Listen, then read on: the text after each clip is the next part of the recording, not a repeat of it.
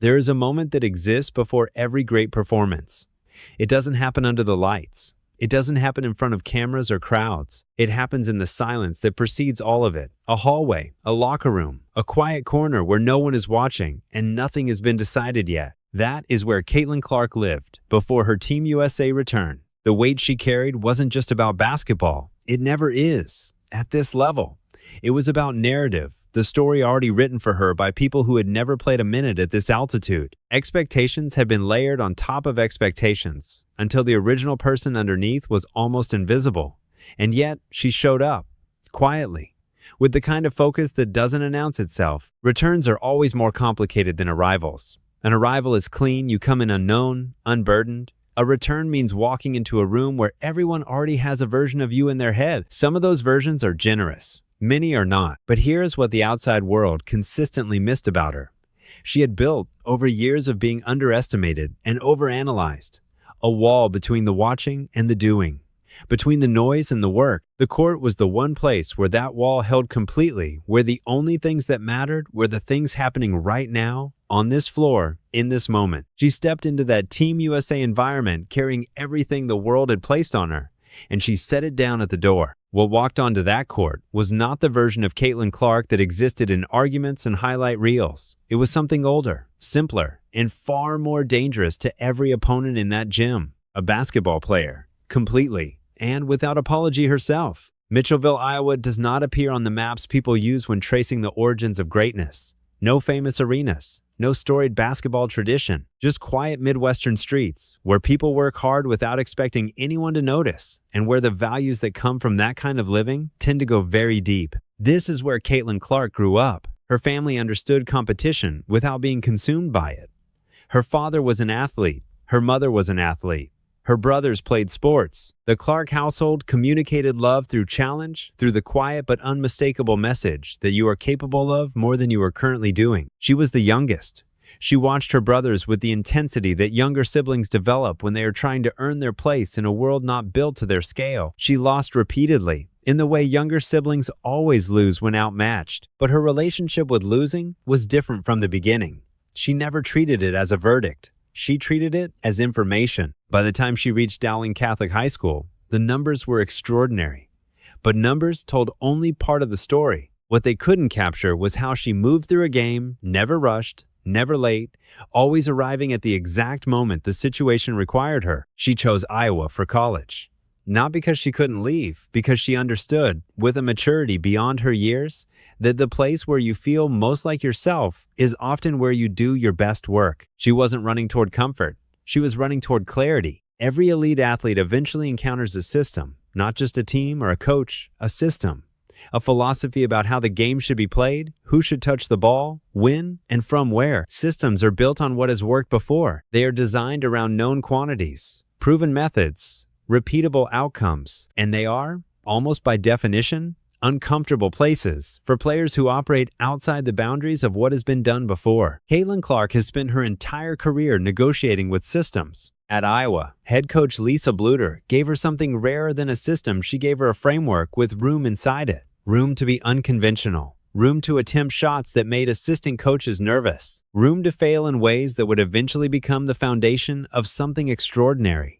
That kind of coaching trust is not common. It requires a coach who can see past what a player is right now and hold space for what they are becoming. Team USA operated differently. This was a system built on collective excellence, on the idea that the whole was always greater than any individual part. It had produced Olympic gold. It had dominated international basketball for decades.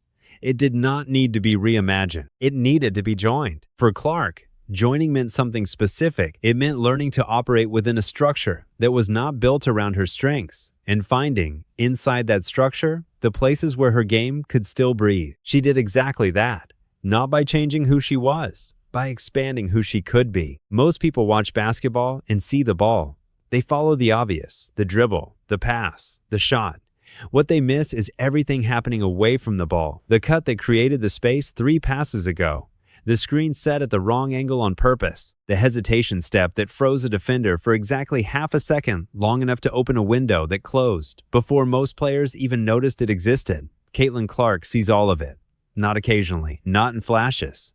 Continuously. in real time, at full speed. This is the part of her game that statistics have never adequately measured. The assist numbers come close. She has rewritten record books with them, but even those don't capture the full picture. An assist records the pass before the basket. It does not record the read that made the pass possible. It does not record the fake pass that moved the defense, or the dribble pattern that pulled the help defender 2 steps out of position, or the eye movement that told a teammate to cut before the ball ever left her hands. These are the invisible decisions that separate a scorer who can pass from a true floor general, and Caitlin Clark has always been the latter. There is a version of Caitlin Clark's story that skips this part entirely, the version that moves cleanly from talented kid to college legend to professional star as if the path was always obvious, the outcome always inevitable. That version is comfortable. It is also incomplete, because the real story, the one that actually explains who she is and how she operates under pressure, lives in the moments when things did not go according to plan, when the game pushed back, when the doubts were louder than the crowd. Her transition to the WNBA was not seamless. It was not supposed to be. No transition at that level ever is, but hers carried an additional weight that most rookies never have to manage. She arrived as the most watched, most discussed, most anticipated player to enter the league in a generation. Every game was a referendum. Every cold shooting night became a narrative. Every physical defensive play against her was dissected, debated, and assigned meaning far beyond what the game itself had intended. She was not allowed the quiet space to struggle that most developing players need and rarely receive. Her fracture points happened in public, under lights, on camera, in front of millions of people who had already decided what her struggles meant before she had finished having them. The version of Caitlin Clark that most people know was built in public.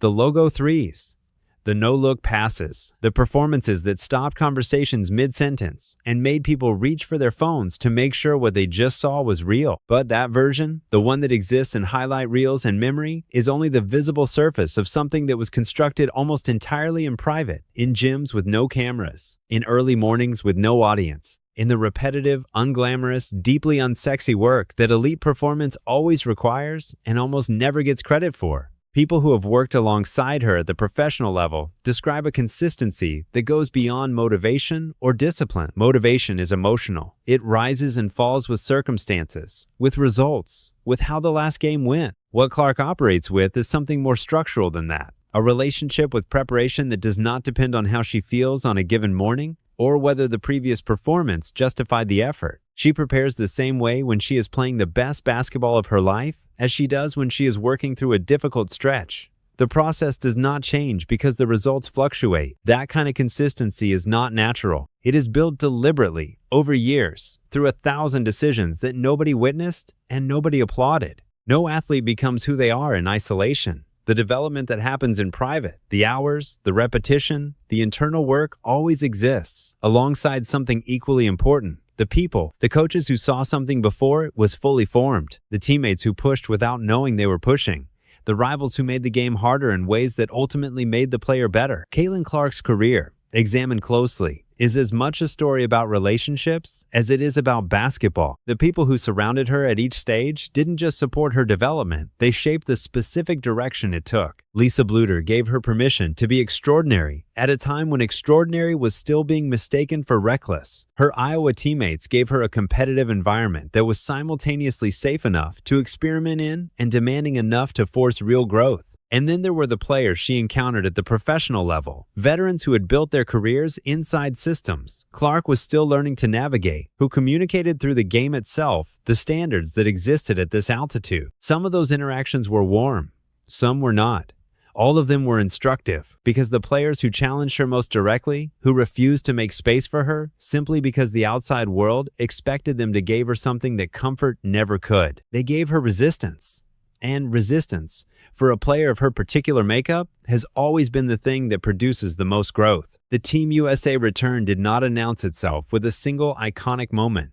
It built the way pressure builds, the way water finds its level. The early minutes were controlled, measured, the kind of performance that looks effortless, only because the effort has been so thoroughly internalized that it no longer resembles effort at all. She moved through the defense with a patience that was almost architectural, constructing angles, testing responses, filing away information about how the opposition was choosing to guard her. She was not attacking yet. She was reading. Then the reading was done. What followed was the kind of basketball that makes the technical aspects of the game feel insufficient as a description. The pull-up three over a closing defender that had no business going in and went in clean. The skip pass to the corner that arrived exactly one half step before the defense could recover, turning a contested two into an open look. The possession where she drove baseline, drew the help, and delivered the ball to a cutting teammate with the timing of someone who had seen the play before it happened. Each decision compounded the one before it. Each correct read made the next one slightly easier, slightly faster, until the whole thing had a momentum that felt less like individual plays and more like a single continuous argument, patient, precise, and utterly impossible to interrupt. The statistics will always be the first thing people reach for when they try to explain Caitlin Clark. The record books she rewrote at Iowa, the assist numbers that redefined expectations for a guard at the professional level, the shooting percentages from distances that most players never attempt in practice, let alone in games that matter. These numbers are real, and they are remarkable, but they are also, in the most important sense, beside the point. Because the thing that makes her genuinely significant to the sport cannot be entered into a database or displayed on a scoreboard. What the numbers never captured was the effect she had on the people watching.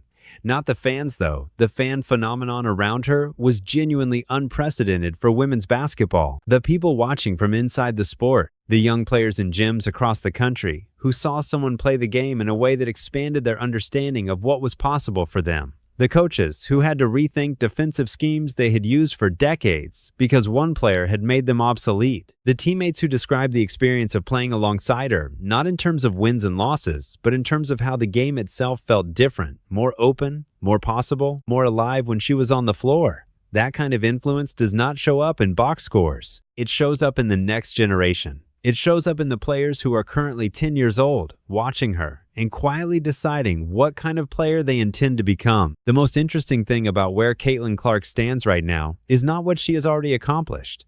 It is what remains unfinished. The records, the milestones, the cultural moment she represents. These are chapters that have been written. What exists ahead of her is something harder to define and more compelling to consider. She is at the precise point in an athlete's development where the foundation is complete and the structure that will be built on top of it has not yet taken its final shape. That is a rare and genuinely exciting place to be. The questions that surround her next chapter are not questions about ability. They were never really about ability. They are questions about how a player of her particular gifts navigates the longer arc of a professional career, the injuries that will come, the seasons where the game feels heavier than it should, the moments where experience and instinct have to compensate for things that youth once made effortless.